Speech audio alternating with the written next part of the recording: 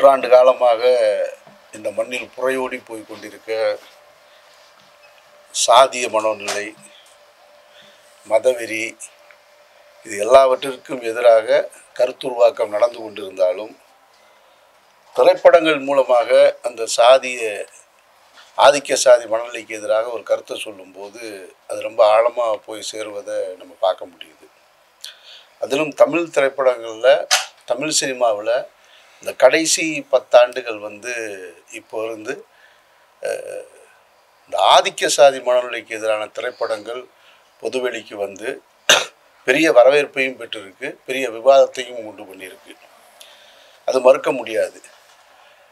அதில் இன்றைய இளைய தலைமுறை இந்த சாதிய மனநிலையோடு இருக்காங்களா அப்படின்னா, அவங்க குடும்ப அளவில், அவங்க வீட்டளவில், ஊரளவில் எந்த அளவுக்கு இருக்காங்க அப்படின்றது தெரியாது. ஆனால் பொதுவெளிக்கு வரும்பொழுது சமூக வலைத்தளங்கள் பக்கங்களில் சாதிக்கு எதிரான கருத்துக்களை பதிவிடுறதை நம்ம பார்க்க முடியுது. இன்றைய இளைய தலைமுறை அந்த மனநிலையிலேருந்து வெளியில் வந்திருக்காங்கன்றதையும் நம்ம பார்க்க முடியுது. தொடர்ச்சியாக ஆதிக்க சாதி, இந்த கௌரவ கொலை, ஆணவ கொலை, குடிப்பெருமை அப்படின்லாம் கொஞ்சம் பேசிக்கிட்டு அதுக்கு பேர் சொல்லிக்கிட்டே இருக்காங்க வித்தியாசமாக. எப்படி பார்த்தாலுமே அது ஒரு ஆணவ கொலை அப்படின்றத மறுக்க முடியாது. அது இந்த திரைப்படத்தில், இந்த பேரன்பும் பெருங்கோபத்தில் ஒரு வசனமே இருக்குது. கௌரவ கொலை அப்படின்னு சொல்லும்போது, கொலையில் என்னடா கௌரவம், அது ஆணவ கொலைன்னு சொல்லுங்க அப்படின்னு சொல்லி அப்படி காட்சிகளை உருவாக்கி இருக்கிற இந்த பேரன்பும் பெருங்கோவும் வழக்கமான இந்த சாதிக்கு எதிரான படங்கள்லேருந்து முற்றிலும் மாறுபட்டு ஒரு புதிய பார்வையை எழுத்தாளர் பார்த்துருக்கிறத நம்ம பார்க்க முடியுது. அது மிகச்சரியாகவும் சேர்ந்திருக்கிறதா நான் பார்க்குறேன். அதில் குறிப்பாக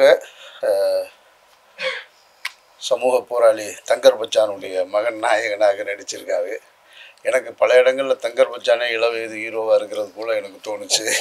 காட்சிகளை பார்க்கும்போது மிக சிறப்பாக பண்ணியிருக்காங்க. ஒரு புதிய பார்வையில், புதிய கோணத்தில் இந்த சாதி வெறியை எப்படி கட்டுப்படுத்தணும் அப்படின்றத ஒரு தீர்வாகவும் அவருக்கு தெரிந்த அந்த நாயகன், அந்த திரைப்படத்தின் நாயகன் தங்கருடைய மகன் அவருடைய பார்வையில் இதை எப்படி பார்க்கணுன்றத சொல்லியிருக்காங்க. எழுத்தாளர் அவர் மூலமாக சொல்லியிருக்காரு. அது வரவேற்கத்தக்கதாக இருக்குன்றது நான் நினைக்கிறேன். மொத்த படக்குழுவினருக்கும் வாழ்த்துக்கள். குறிப்பாக நாயகனுக்கும் நாயகியாக நடிச்சிருக்கணும் 2 பேர் ரொம்ப சிறப்பாக பண்ணியிருக்காங்க. எல்லோருக்கும் என்னுடைய வாழ்த்துக்கள், பாராட்டுக்கள், நன்றி. கடந்த 10 ஆண்டு காலமாக தமிழ் சினிமா அதிகமாக பேசும் சாதி பிரச்சனையை பேசுது.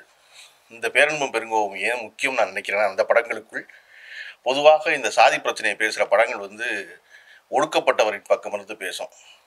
இந்த பேரன்பும் பெருங்கோவும் ஒடுக்குபவர் கதாநாயகனாக இருந்து பேசுகிறதுனால அந்த படம் ரொம்ப முக்கியமான படமாக இருக்குன்னு நினைக்கிறேன். எது ஒடுக்குகின்ற சாதியாக இருக்கிறதோ, எது ஆதிக்க சாதியாக இருக்கிறதோ, எது தாங்கள் ஆண்ட பரம்பரை என்று சொல்லி கொண்டிருக்கிறார்களோ, அந்த சாதியில் பிறந்த ஒரு கதாநாயகனாக அந்த சாதியை ஒழிப்பதற்காக இந்த படத்தில் ஒரு வழியை, அவருக்கு தெரிந்த வழியை ஒன்று சொல்வது என்பதால் இந்த படம் ஒரு முக்கியமான படமாக நினைக்கிறேன். இந்த படம் சொல்கிற தீர்வின் வழியாக சாதி என்பது ஒழியுமா அப்படின்னா தெரியல. இப்போ நான் காதல் திருமணம் பண்ணுவேன். கிட்டத்தட்ட இத்தனை ஆண்டு காலமாக சாதி இல்லாத ஒரு வீட்டிற்குள் வாழ்ந்து கொண்டிருப்பேன். நான் செஞ்ச காதல் திருமணத்தால் சாதி ஒழியுமானா ஒழியாது. எப்படி என்ன ஆகும் அப்போ ஜாதி அப்படின்னா, ஜாதி குழம்பும்.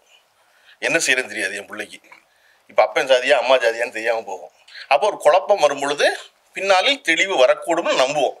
அப்படி இந்த படம் என்ன செய்யுது, ஜாதியை ஒழிக்குதா அப்படின்னா ஒழிக்கலை, குழப்புது. இப்போதைக்கு என்ன வழி அப்படின்னா அந்த ஜாதியை குழப்புவது என்பது. அப்போ அப்படி குழப்பம் வரும் பொழுது இது ஒரு தெளிவை நோக்கி நகரக்கூடும். சமூகத்தில் முக்கியமான விஷயங்களை பேசி கொண்டிருக்கிற தங்கர் பச்சானுடைய மகன் விஜித் பச்சான் கதாநாயகன் அறிமுகமாகிற முதல் படத்தில் இதை போல ஒரு கனத்த விஷயத்தை பேச முன்வந்திருப்பது என்பது பாராட்டுதலுக்குரியது. அந்த விஜித் பச்சானை கதாநாயகனாக அறிமுகப்படுத்தும் இயக்குனர் சிவபிரகாஷ் அவர்கள் பாராட்டுக்குரியவர். பாலுமேந்திராவுடைய மாணவர். அவருடைய முதல் படத்தில் வழக்கமான எளிதான ஒரு ஆண் பெண் சேர ஒரு காதலை எடுத்துக்காம அந்த காதலுக்கு பின்னாடி ஒரு சமூக பிரச்சனையை பேசணும்னு முன்வந்திருப்பது என்பது பாராட்டுக்குரியது. கதாநாயகன், கதாநாயகி உட்பட்ட அனைத்து நடிகர்களுக்கும் இந்த குழுவுக்கும் வாழ்த்துக்கள். படம் பெருவெற்றி பெற வேண்டும் என்று வாழ்த்துகிறேன். நன்றி, வணக்கம். பேரன்பும் பெருங்கோபம் என்கின்ற அந்த தலைப்பு பல அர்த்தங்களை கொண்டது. ஒரு சிறப்பு வாய்ந்த ஒரு ஆளுமையான தலைவனுக்கான ஒரு பெயராக நாமெல்லாம் அறிந்த பெயரை படத்திற்கு வைத்திருக்கிறார்கள். ஜாதி குறித்து தொடர்ச்சியாக 100 ஆண்டுகளுக்கு மேலாக ஒழிப்பது குறித்தான தீவிரமான ஒரு அரசியல் களம் தமிழ்நாட்டில் நடந்து வரக்கூடிய சூழலில் இந்த ஜாதியுடைய கூறுகள், அதனுடைய வேர்கள் குறித்து ஒரு புரிதலோடு, ஆழமான புரிதலோடும் இன்றைக்கு கிராம சமூகங்கள் எப்படி இருக்குது என்பதை ஒரு காட்சிப்படுத்தி அதற்கு எதிராக அந்த சமூகத்திலிருந்தே வரக்கூடிய ஒரு குரலை கதாநாயகனாக திரைப்படத்தில் மிக ஆழமாக பதிவு செய்திருக்கிறார்கள். ஒரு முதிர்ச்சியான ஒரு நடிப்பு, ஒரு சிறந்த ஒரு முதல் படத்தை சமூகத்திற்கு பயன்படுகின்ற வகையில், எளிய வகையில் மக்கள் அதை புரிந்து ஏற்றுக்கொள்ளுகின்ற, ஏன்னா ஜாதி ஒழிப்பை கன்வின்ஸ் பண்ணுறது அப்படிங்கிறதே ஒரு படிக்கிறப்ப ரொம்ப எளிமையாக படிச்சிருவாங்க. ஆனால் நடைமுறைகளில் அது அந்த ஜாதியை உள்வாங்கிறதுல, அதை உள்வாங்கிய ஜாதி உணர்வை வெளிப்படுத்துகின்ற அந்த போக்குகளை எல்லாம் கைவிடுறது ரொம்ப சிரமமான விஷயங்கள் எல்லா இடத்துலையும் பார்த்துருக்குறோம். ஆனால் அது குறித்து ரொம்ப ஆழமாக ஒரு சிந்தனையோடு இந்த படம் எடுக்கப்பட்டிருக்கிறது. அனைவரும் வரவேற்க வேண்டிய ஒரு திரைப்பட குழுவினருக்கும் அதில் மிகச்சிறப்பான நடிப்பை வெளிப்படுத்திய அனைத்து நடிகர்களுக்கும், நடிகைக்கும் மற்றும் அனைவருக்கும் எங்களது வாழ்த்துக்களை தெரிவித்துக் கொள்கிறேன். இப்படி இருந்து பேசினதில்லை. எனக்கு இந்த படத்துக்கும் எந்த தொடர்பும் இல்லை. என்னுடைய மகன் இதில் நடிச்சிருக்கார், இவர் தான் விஜித், அவ்வளோதான். ஆனால் இந்த படத்தை நான் உங்களை மாதிரி ஒரு பார்வையாளனாக தான் நான் பார்த்தேன். எனக்கு இந்த படத்தை கதை தெரியாது. ஏன்னா தம்பி சொன்னார், பையன் இந்த படத்தை கதையெல்லாம் நீங்கள் கேட்காதீங்கப்பா, என்னை நடிக்க விடுங்க, என்னை கொஞ்ச நாள் விடுங்க. சரின்னு விட்டாச்சு, அவ்வளோதான். அப்புறம் ஒரு ஆண்டுகள் கழித்து தான் எனக்கு ஒரு மாதிரி இது சரியாக வருமா என்னன்னு எனக்கு தெரியல.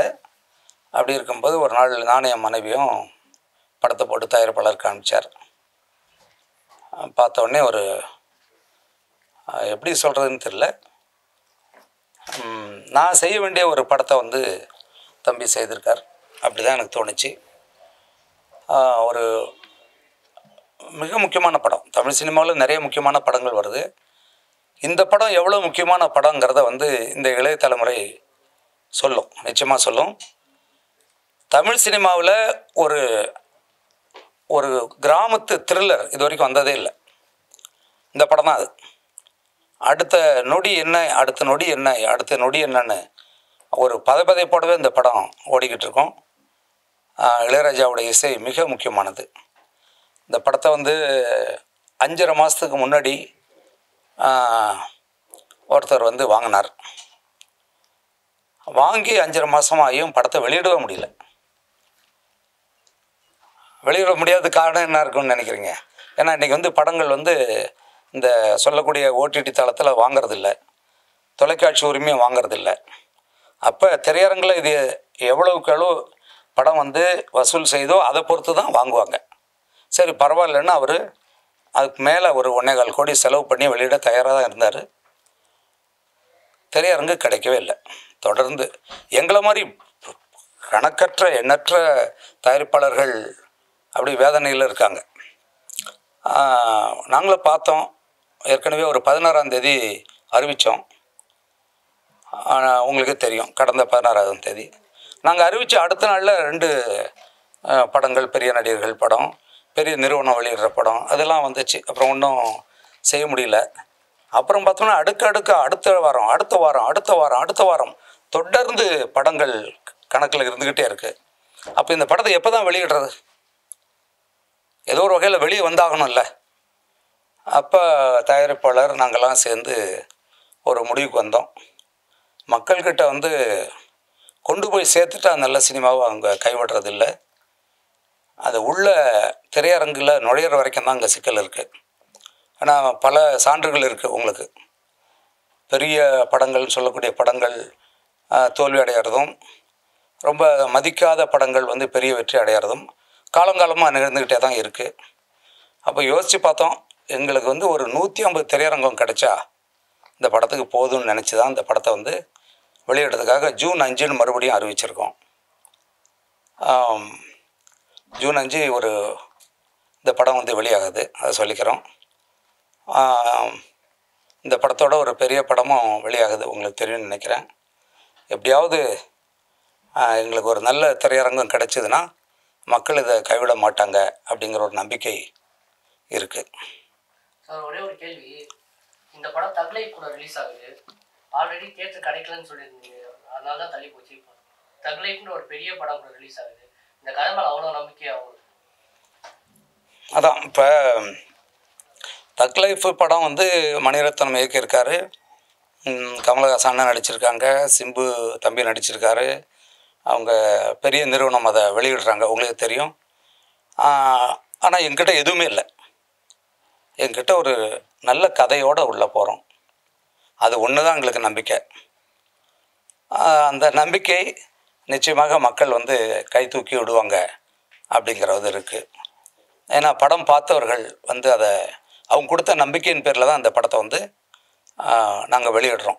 இந்த படம் வந்து எந்த படத்துக்குமான போட்டியோ அதுவோ இல்லை. நாங்களாம் வந்து ஒரு எறும்பு மாதிரி, தக்லைஃபுக்கு முன்னாடி ஒரு சின்ன எறும்பு மாதிரி தான் அந்த படம். ஆனாலும் இது மக்களால் கவனிக்கப்பட்டு இது கொண்டாடப்படுங்கிற ஒரு நம்பிக்கையில் தான் நாங்கள் வெளியிடுறோம். அது வரலாற்றில் நிகழ்ந்திருக்கு. ஏன்னா தீபாவளி, பொங்கல் போன்ற நேரங்களில் வெளியாக தான் என்னுடைய அழகிய சொல்ல மறந்த கதை, பள்ளிக்கூடம் போன்ற படங்கள்லாம். அப்போல்லாம் 8 படம் 10 படத்தில் வந்தது. இப்போ ஒன்றும் இல்லை, வெறும் 2 படம் தான் வருது. அதனால் அது ஒரு பக்கம் ஓடும், இது ஒரு பக்கம் பார்ப்பாங்கங்கிற நம்பிக்கையில் தான் அதை வெளியேற்றோம். ஒரு இசை வடிவத்தில் இருக்கிற ஒரு கருவிக்கு ஒரு இசையை தட்டி எழுப்பின, தமிழ் மக்களை தட்டி எழுப்பின ஒரு கருவியை தொட்டாலே தீட்டு அப்படிங்கிற ஒரு பார்வையில் ஊரில் வளர்ந்தவங்க நாங்கள்லாம். அப்படியான ஒரு பறை கருவியை தொட்டாலே அது தீட்டு, மற்ற ஜாதியினர் அப்படின்னு ஒரு சொல்லை வளர்க்கப்பட்ட ஒரு சமூகத்தில் வளர்ந்தவங்க. அப்படிப்பட்ட ஒரு பறையை நான் செத்து மீண்டும் வருவேன், அது வரைக்கும் பத்திரமா பார்த்துக்குங்கடா அந்த பறையை அப்படின்னு சொல்லி ஒரு பாடல் எழுதி அந்த பறையை ஒரு புனிதமான கருவியாக மாற்றினவர் அண்ணன் தங்கர் பச்சான். அவருடைய தென்றல் படத்தில் அந்த பாடல் தான் இன்னைக்கு வரைக்கும் அந்த பறை கருவியை வந்து புகழ்ந்து பாடக்கூடிய ஒரே பாடலாக இருக்குது தமிழ் சினிமாவில். அப்படியான ஒரு சிந்தனையாளர் வீட்டிலிருந்து வளரக்கூடிய ஒரு கதாநாயகனுடைய படம் எப்படி இருக்கும் அப்படின்னு தான் நான் எதிர்பார்த்துட்டு இருந்தேன். முதல் படமே ரொம்ப சிறப்பான தோற்றத்தில் ரொம்ப மெச்சூராக நடிச்சிருந்தார். அந்த டிரான்ஸ்மிஷன் ஆகி அந்த ஒரு தாடி வச்ச கதாபாத்திரமாக வரும்பொழுதுலாம் உண்மையிலேயே அந்த ஒரு பக்குவமான கதாபாத்திரமாக அவர் நடிச்சிருந்தார். ஏன்னா ஒரே ஒரு ஊரில் ஒரே கலாச்சாரத்தோட, ஒரே உடை, ஒரே உணவு, ஒரே பழக்க வழக்கம், ஒரே மொழி பேசுகிற 2 சமூகங்களை, ஒரே கலாச்சாரத்தோட வளர்ந்த ஒரு தாய் மக்களை ஒருத்தன் தொட்டுட்டாலே ஒருத்தன் தீட்டு அப்படிங்கிற ஒரு மனநிலையில் இன்னும் நம்ம இருக்கிறோம் அப்படிங்கிறது நமக்கே ஒரு அவமானமான ஒரு சூழலில் தான் வாழ்ந்துட்டு இருக்கிறோம். இப்போ எத்தனை நாளைக்கு இந்த படத்தை எடுத்துக்கிட்டே இருப்பீங்க அப்படின்னா, எத்தனை நாளைக்கு இது இருக்குதோ அத்தனை நாளைக்கு இந்த மாதிரியான படங்களை எடுக்க வேண்டிய தேவை இருக்குது அப்படிங்கிறத இந்த படம் மூலமாக மறுபடியும் சொல்லியிருக்காங்க.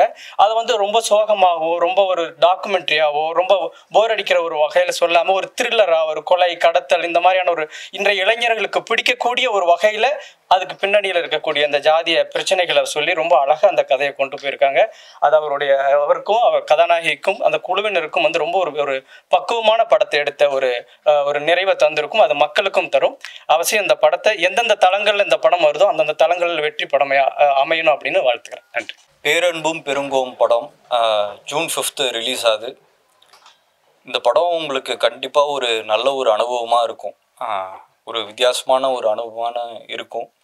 ஏன்னா அந்த கதாபாத்திரம் நடிக்கும் போது எனக்கு அதான் ஃபீல் பண்ணேன்.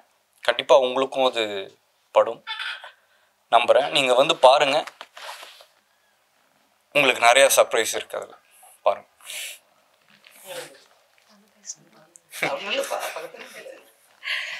எல்லாருக்கும் வணக்கம். பேரன்பும் பெரும் கோபமும் என்னுடைய முதல் படம், முதல் அடி. நான் எப்பயும் சொல்கிற மாதிரி உங்களெல்லாம் நம்பி தான் நானும் இந்த இண்டஸ்ட்ரிக்குள்ளே வந்திருக்கேன். கலப்பு திருமணத்திற்கு, அழகான ஒரு காதல் திருமணத்திற்கு பிறந்த குழந்தை நான். எனக்கு வந்து இந்த மாதிரி இன்சிடென்ட்ஸ்லாம் எதுவுமே லைஃப்பில் நடந்து நான் பார்த்ததில்லை. But reality is definitely a checkmate. So interior கிராமத்துலலாம் இன்றைக்கும் இந்த மாதிரி நிறைய பிரச்சனைகள் இருக்குன்றத டெய்லி நம்ம நிறைய நியூஸ் பேப்பர்ஸ்லலாம் பார்க்குறோம். ஐ தாட் என்னோட ஃபர்ஸ்ட் படம் வந்து அட்லீஸ்ட் சில மைண்ட்ஸில் சில சேஞ்சஸை க்ரியேட் பண்ணுற மாதிரி இருக்கணுன்ற ஒரு கட் ஃபீலிங்கில் தான் ஐ டுக் இட் அப். இப்போ தான் நானும் உங்களோட சேர்ந்து ஃபர்ஸ்ட் டைம் படத்தை பார்த்தேன். சில தாக்கங்களை என் மனசில் அதை ஏற்படுத்துச்சு. அதே மாதிரி அது உங்கள் மனசுலையும் ஏற்படுத்தும்னு நம்புகிறேன். ஜூன் 5 இருந்து I'll see you on theaters. Thank you.